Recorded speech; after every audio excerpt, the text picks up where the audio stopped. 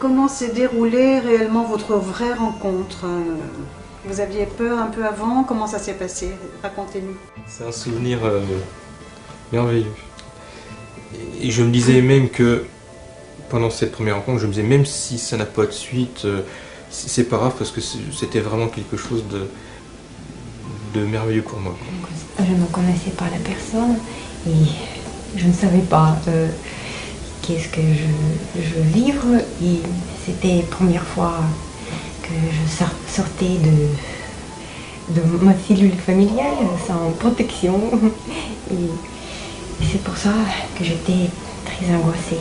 Tout ce qui déroulait après les premières secondes était tellement naturel et j'étais stressée bien sûr. Et moi, je me suis relaxée et tout s'est déroulé sans technique particulière. Philippe était tellement rassurant, tellement... Je me suis sentie très tranquille, très comme vraiment chez ma famille. Oui. Et c'était une sensation incroyable parce que c'était la première fois, c'était une personne que je ne connaissais pas avant.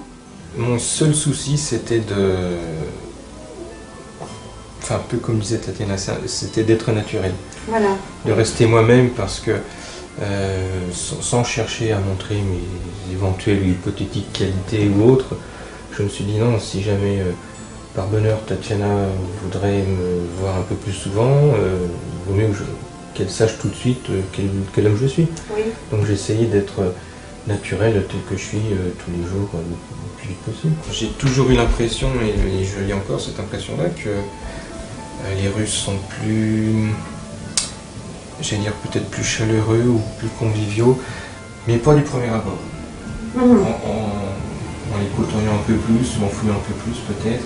Et puis, je ne sais pas trop comment exprimer ça, mais peut-être moins austère,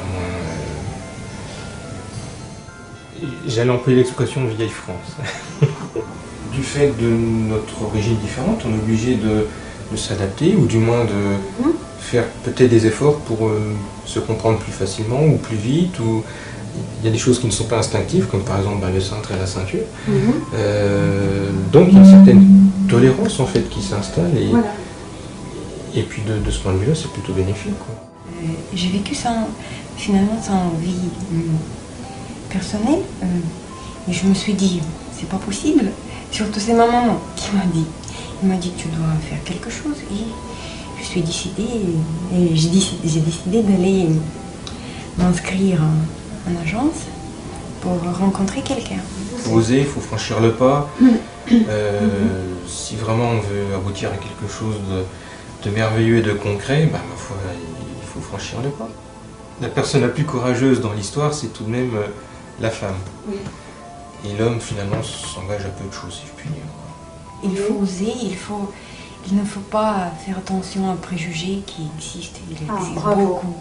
Parce que moi, je suis passée par là, j'ai attendu beaucoup de choses. Il y avait des gens qui me disaient, mais qu'est-ce que tu fais? Mais c'est pas possible, mais tu es folle. Tu ne sais pas ce que tu fais. Et finalement, j'ai réussi.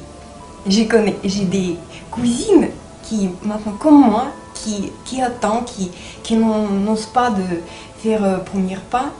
Et, je peux dire qu'il faut absolument, parce que... Il faut avoir le courage. Absolument, parce que la vie n'est pas très longue, on ne peut pas attendre très longtemps. Et la jeunesse passe tellement vite que... La vie est courte, la jeunesse passe vite. Il faut saisir l'occasion.